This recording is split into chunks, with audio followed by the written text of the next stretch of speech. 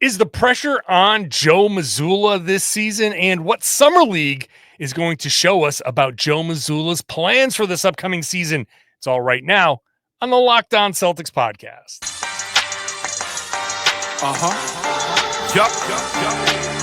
Beantown, be ever ready. It's the C's. Who else could it be? What they gon' say now? Screaming like JT, Karalis. We kept the madness every game, every practice. Primetime Depp and D White on the sideline. Raining J's, how it started, raising business, how we finished. Locked On Celtics pod, home of the winners. Hey there, welcome back to the Locked On Celtics podcast, right here on the Locked On Podcast Network, where it's your team every day. Your team is the Boston Celtics. I talk about them Monday through Friday here for free.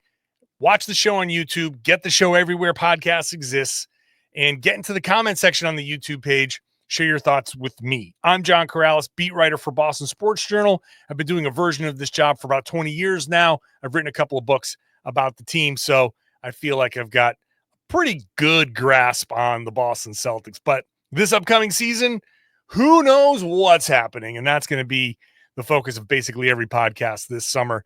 Today's podcast is brought to you by Monarch Money. Take control of your finances with Monarch Money. Use the code LOCKEDONNBA at monarchmoney.com for 50% off your first year. I talked about yesterday, I played the clips from Brad Stevens. Celtics, clearly things are changing.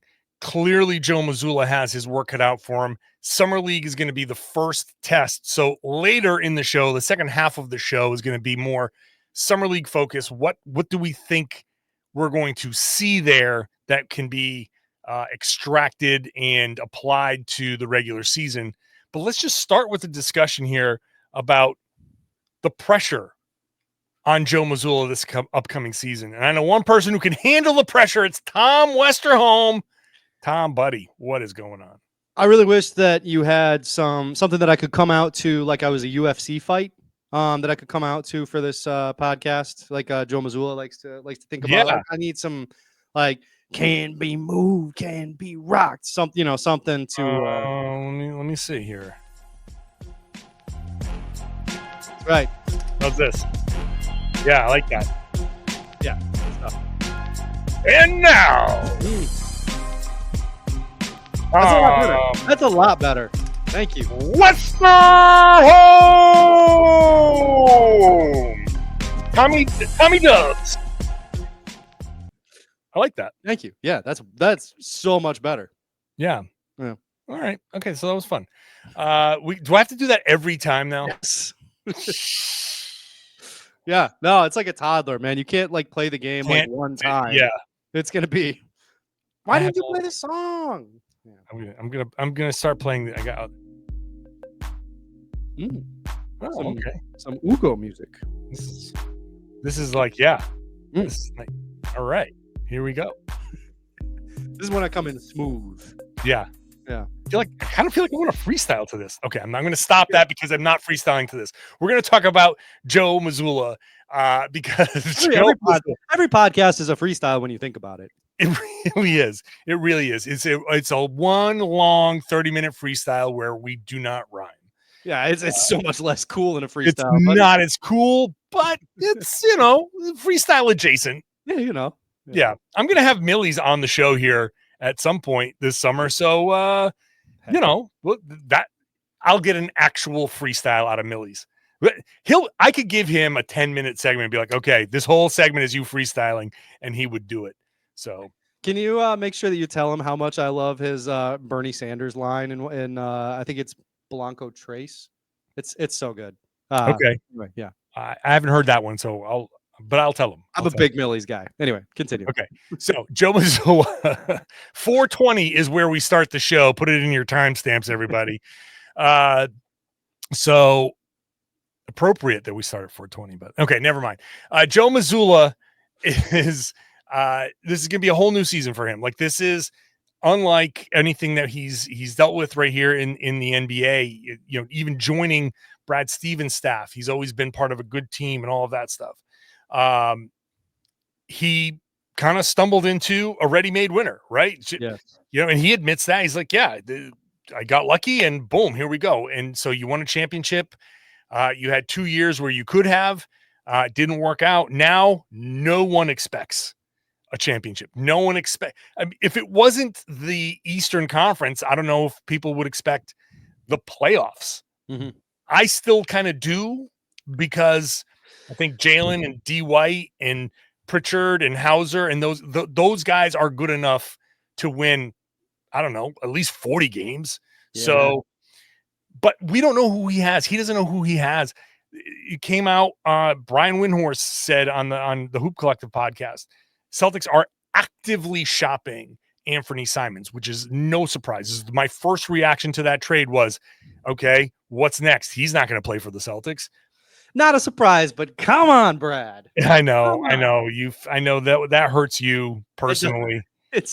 I mean, look, it's the right move. But, yeah, it is. Like, can I have a bucket getter one time? It's not the Tom one time. It's not the Tommy Dubs move. No, I know it hurts. Yeah, look, Pritchard's your bucket getter. He's going to be your bucket getter. I know. Sure. What kind of pressure do you think is on Joe Mazzulla for this upcoming season? I think it's interesting, right? Because I think that a lot of the pressure is sort of, it has more to do with like the discussion around Joe Mazzulla than I think it does with Joe Mazzulla himself. Like, it's almost like it's his reputation more than it's like the actual pressure. Because I don't think that Joe Mazzulla is in any danger if the Celtics start losing. You know, like, I think that it's just Joe Mazzulla is going to be coaching this team, I think, barring a revolt that I don't think is coming, because everybody likes him and everybody, he seems to have everybody's ear. So, like, let's be clear here. I'm sorry to interrupt, but Brad Stevens, we asked him again. I asked the question, the first Brad Stevens press conference, about an extension, and Brad was like, no, he's here for multiple years. We love him. He's staying. And then it was asked again, the second one, with a little bit more clarity. He has multiple years left on his contract, and the Celtics want him around for a long time. Yeah. Now, that could be GM speak, but also they love him. The players love him. Derrick White would probably jump in front of a moving bus for the guy. Yeah.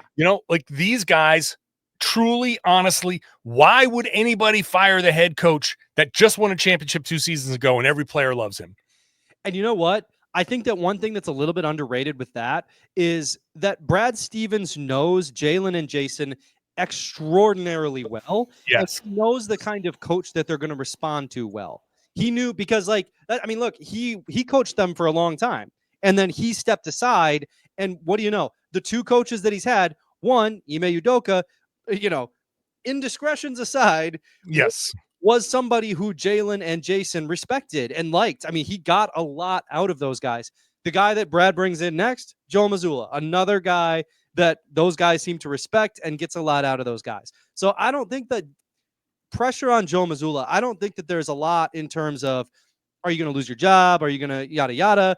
Really, realistically, this is kind of just a bye year. It's just kind of like, but I think that there is some pressure in terms of the way that Joe Mazzulla is discussed, right? Because it is very easy to craft a narrative. And look, if there's one thing we know, it's that if the narrative is easy, it will be crafted. It will sure be hammered. If this team loses a lot, it's going to be like, oh, that Joe Mazzulla, he can really only win with good players, which incidentally is stupid. How it works. That's how it works. Yeah, it turns out that's how it works, right? But I mean, I think that there'll be some measure of like, well, Joe should be getting more out of these guys. He's got a Finals MVP on the floor, like, yada yada. Which, I mean, sure, there's probably some small amount of pressure to win in that regard, but there's none in terms of like his job security. And that's in the NBA. It's like, how much for a head coach? How much pressure is there on you in a season where your job's not really on the line? And also, that the expectation is not that high of you. You know what I mean? Like, yes. How much pressure is there really in that regard? So I'll ask you a question. I'll give you the break to think about it, and then you'll answer it on the way back. Maybe. What is the win total? You will answer it, Tom. What is the win total? Knowing that the Anthony Simons trade, whatever he's going to become, It's going to be less than Anthony Simons. What is the win total where people go, okay, Joe did it. Joe's actually a good coach. Okay, think about that. We'll come back. We'll answer that after the break. Today's show is brought to you by Monarch Money. We all want to be better with our money, and Monarch Money can help you do that. So you can be trying to put some money aside for a big purchase, a car, a house, or something like that. Monarch can put you in the driver's seat. It's like having your own personal CFO. It gives you full visibility and control over your finances because it's more than a budgeting app. It's a complete financial command center. You not only can get okay, we're going to put this money here, we're going to put this money there. You can track everything, all your accounts, all your investments, all your spending, so you know that you can manage your money and also build your wealth. One of the things that the big mistakes that people make is thinking their little indiscretion spending is meaningless, and you don't realize how much of that piles up. It's okay to spend a little here or there, but tracking your money through the accounts, all your different accounts with your spouse, if you are doing a joint thing, and thinking like, okay, if I had put this money into this investment account, I'd be better off. I could be further along if I want to do this. No one's expecting you to put all of your discretionary spending into a certain account, but you can make it so you're having your fun, but also saving your money and preparing yourself for the future. You can take control of your finances with Monarch Money. Use the code LOCKEDONNBA at monarchmoney.com for 50% off your first year. That's monarchmoney.com, code LOCKEDONNBA for half off your first year. Thank you for making Locked On Celtics your first listen every day. Your second listen can be on the Locked On NBA feed because there's 2 podcasts there. You get Locked On NBA Game Night. I will be there on Fridays with Jake Madison. So that's tomorrow's podcast covering Summer League. The big stories about Summer League. We're still talking about games as they're going on. It's a 7-day-a-week podcast. Locked On NBA can cover the bigger stories. Something like Devin Booker getting 2 years and $145 million from the Phoenix Suns. That's going to be a big topic on Locked On NBA for sure. $72.5 million a year. Whew, the money in this league. So go check those podcasts out wherever you get your podcast. 2 years, $145 million is, listen, I'm pro player. I'm pro get your money. And this is part of the owners get half, the players get half, but it's just the half that they're getting now. That is wow. Yeah. 70. Wow. I mean, this is where an old person like me goes, man, there are some Hall of Famers. Like, I don't even know what Larry Bird's. I'll Google Larry Bird career earnings because it's not going to be 70. According to Google's AI, $24 million. Yeah. So it says here, endorsement deals, other business ventures contribute to a total net worth of $75 million, which is just about a little bit more than what Devin Booker is going to make in one season. Well, I mean, it's crazy to look back on. I mean, what was Garnett's crazy contract that like people like? Oh, that was six years, like 127 million, or 627, I think. 6 for one. Yeah. 6 years, 126. 6 years, 126. Yeah, which like. Yeah, I mean, that caused the lockout. That was like 100. That's what, like 21 million a year. Like, yeah, and Booker's getting 145 over 2. Whew, crazy. Dude. Good for Devin Booker. Good for Devin Booker. Yeah. Okay, so before the break, I asked you what the win total was. What's the win total for even the staunchest Joe Mazzulla critics, they're going to go, okay, he did a good job. I think it's high, actually. I think it's more than 50. Like, I think he would have to win like 50 games. Like, really? Here's the thing, because I think that, like, you can, again, you talk about easy to craft narratives, right? I think it has to be over 50 for Mazzulla because, but like you said, the staunchest critics, right? Yeah, sure. The staunchest critics are going to be, it's very easy to be like, well, you still got a finals MVP out there. You still got Pritchard. He could be a starter on all the teams. Derrick White's like, he was the second best player on the team sometimes, yada, yada. Sure. That would be a very easy argument to put together. And again, easy is usually one that gets made. So, like, yes. I think that to get everybody on board 50, I think to be reasonable, right? To like for more reasonable people, I think he could get to 500 with this team, right? Like that would be. I think 45. 45 is the number that I'm going to go with. I think that's reasonable. You 45 and 37.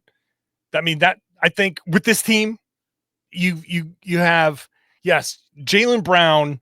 Like, I think that would acquit everybody nicely, because it's still like Jaylen can only play so much. Yeah. Derrick can only play so much. You're going to have a lot of lineups with just Derrick White.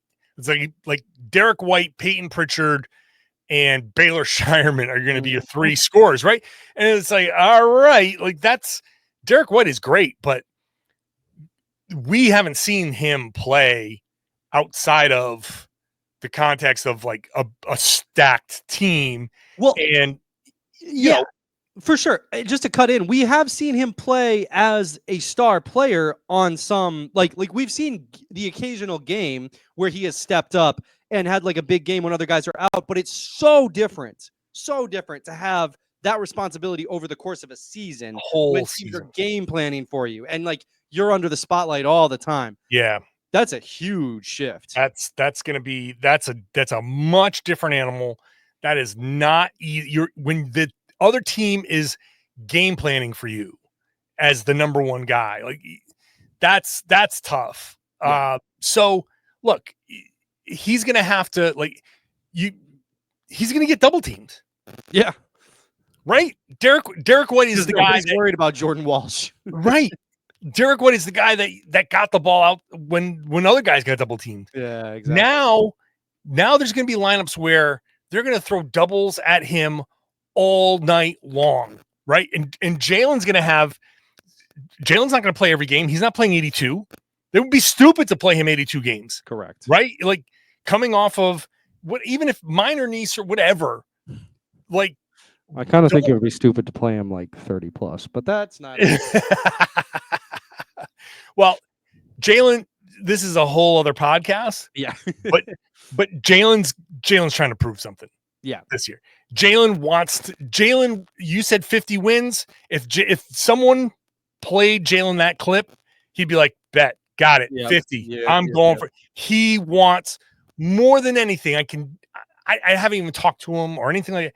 But I can tell you with utter confidence that Jaylen Brown, if he could pick one 50-game winner with him as the number one guy, whoo! And I tell you what, Celtics wouldn't mind that either. Yeah, because at some point here, like the true rebuild in earnest is going to happen.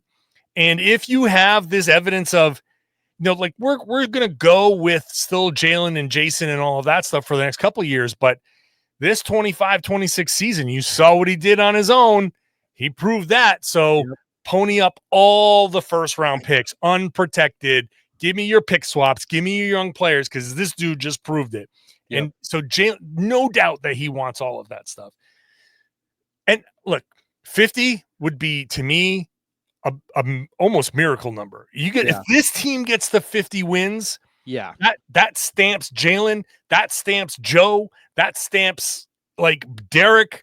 I don't even want to say Brad, because Brad had nothing to do with this, but Brad's the one like who's trying to depress all the numbers. If that team goes out and wins 50, but like that would rival the Isaiah Thomas overachieving years. That would be in that class we don't have the same story as Isaiah. Isaiah was a story. It's not the same story, but in terms of achievement, that team really overachieved. This would be right behind, I think, right behind that Isaiah Thomas. If they get to 50, that would be crazy for me. 45, I think, is the ceiling. If they got to 45, I think you could look around and be like, look, Joe and Jaylen got this group of guys. George Niang, if he isn't traded, they got like Jaylen and Derrick are great, but look at all the other guys. Limited in every other guy is limited in some way, right? Peyton Pritchard, awesome, but he's small, and so there's limitations there. Sam Hauser is a nice player, and holds his own defensively, but come on, you can't ask him to do too much. He often holds his own. But you know what I'm saying? Like, they've got no center. Their front court is, apologies to all of the front court players right there, awful. Okay, so we completely sidetracked here, but the front court thing is going to bring me back. I want to talk about Summer League, because I think we need to talk about Amari Williams. Well, I mean, but we actually kind of need to talk about Amari. We kind of do need to talk about him. Yeah. Because I don't know, he could be part of the answer. We'll see. That's coming up next. But an answer.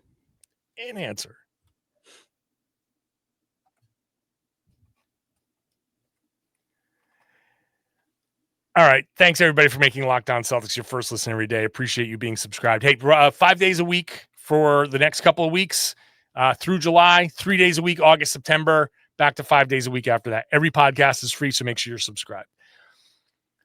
Joe is going to have to figure something out. And I love the conversation about the quote from Brad Stevens where he says, I'm excited to see what this team has in store. I know Joe's excited. Joe's team, they're trying a bunch of stuff out there now with our Summer League team that we haven't done in the past, and I think will be good experimentation at the very least.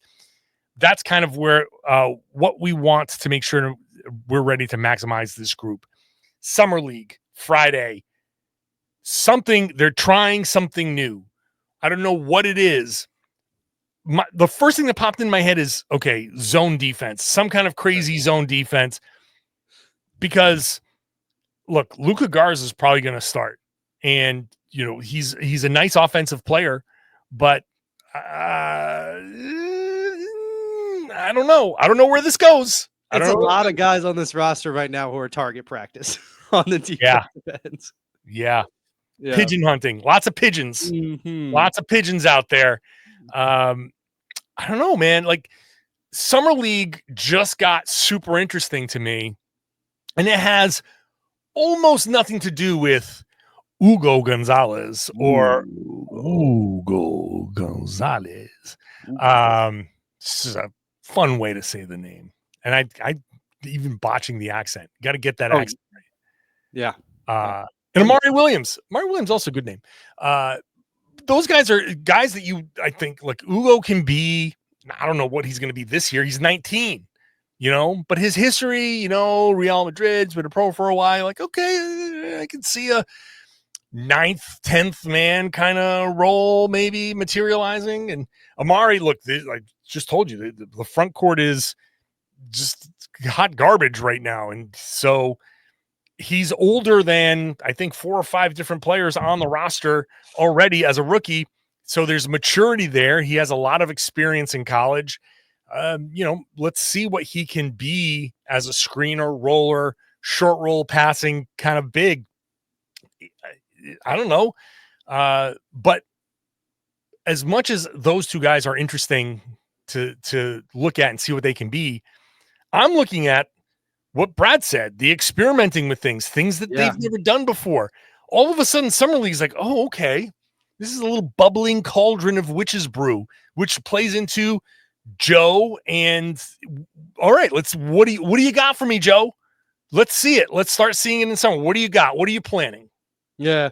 When the first time I heard that Brad quote about, like, we're going to be trying some stuff new, I was like, oh, like at Summer League, I was like, oh, okay, Hugo. Let's see him do a full court press. Maybe if the ball doesn't get to the other side, then our guys don't have to play defense on that side. That's if you stop them before half court, your half court defense gets a lot better. So, try a little bit of that out.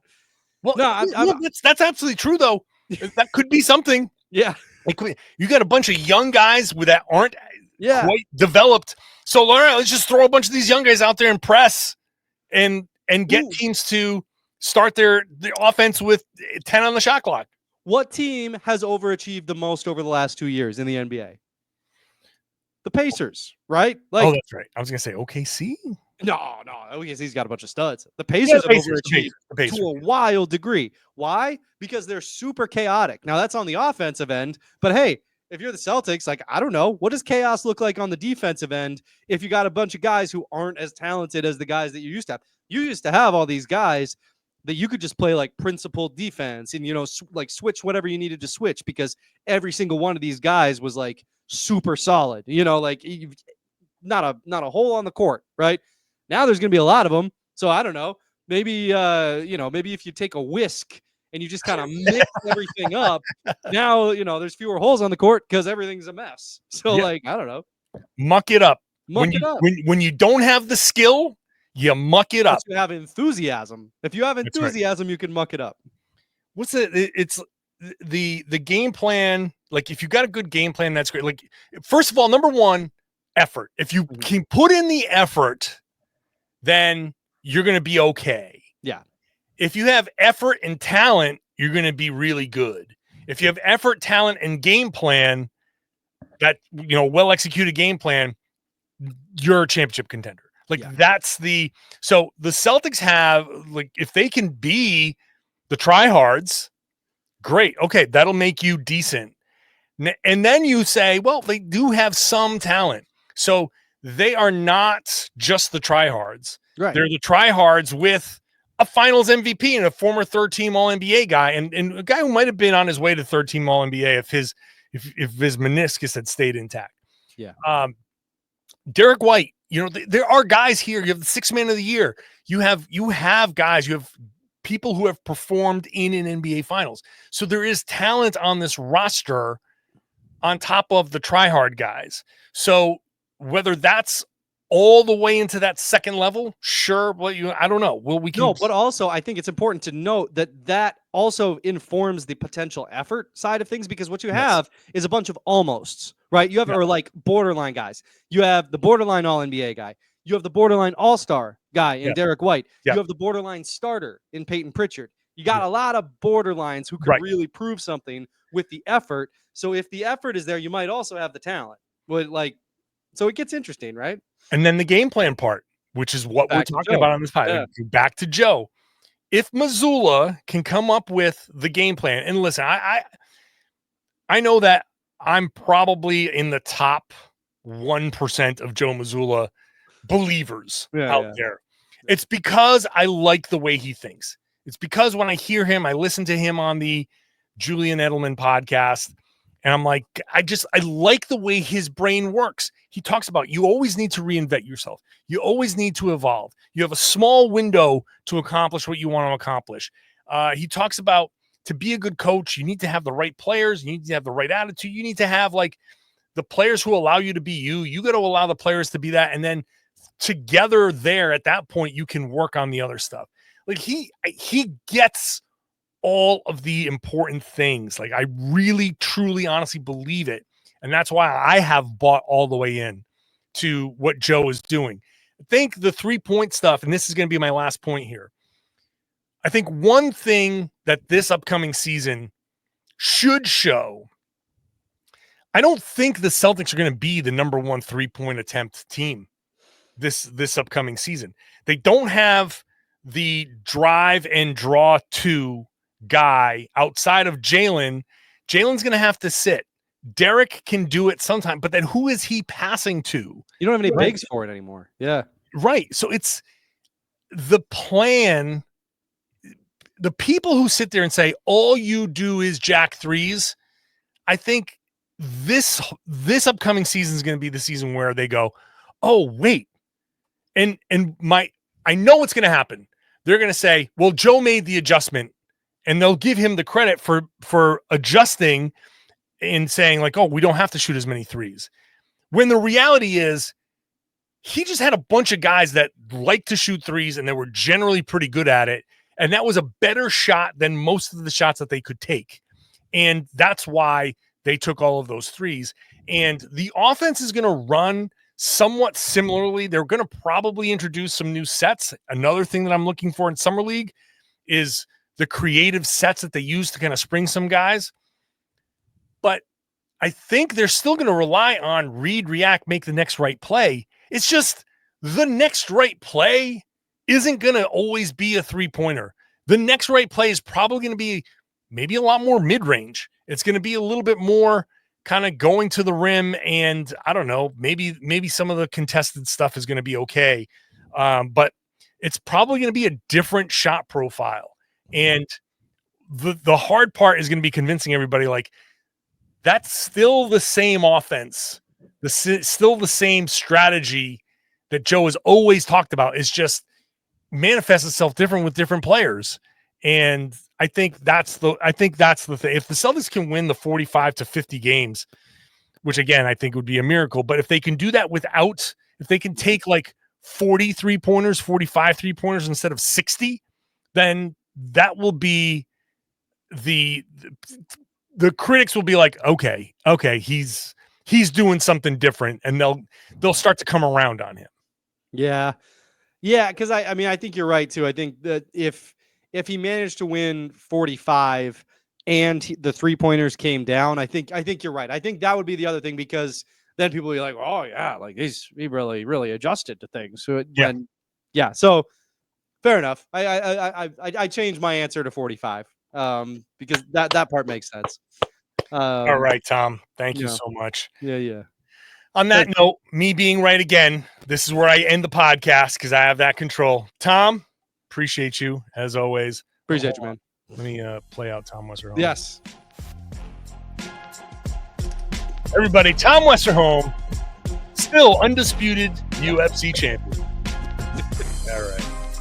Let me turn that down. I can just leave this music up. This I'm going to play myself out too. Thanks everybody for listening. Thanks everybody for watching. I really do appreciate you sticking around, being part of this podcast. Every dayers, I love you being here Monday through Friday. We're still a Monday through Friday podcast through the end of the month. So stick around, get into the comment section on the YouTube page, share your thoughts, share your opinions with me, and then share the podcast. Tell everybody they should be listening to and watching the Locked On Celtics podcast here on the Locked On Podcast Network. It's your team every day.